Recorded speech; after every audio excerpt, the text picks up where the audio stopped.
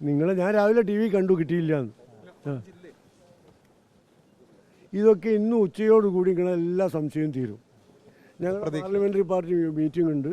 അത് കഴിഞ്ഞിട്ട് മുഖ്യമന്ത്രിയെ കണ്ട് പിന്നെ പാർട്ടി ഔദ്യോഗികമായ മന്ത്രിമാരുടെ ലിസ്റ്റ് കൊടുക്കും.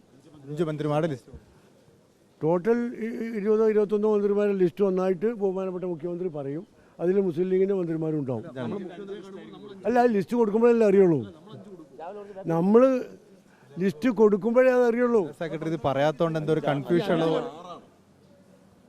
എത്ര എണ്ണോ ഇന്ന് രാവിലെ ഞാൻ TV നോക്കിയപ്പോൾ 4 പിന്നെ ഇന്നലെ രാത്രി നോക്കിയപ്പോൾ 5.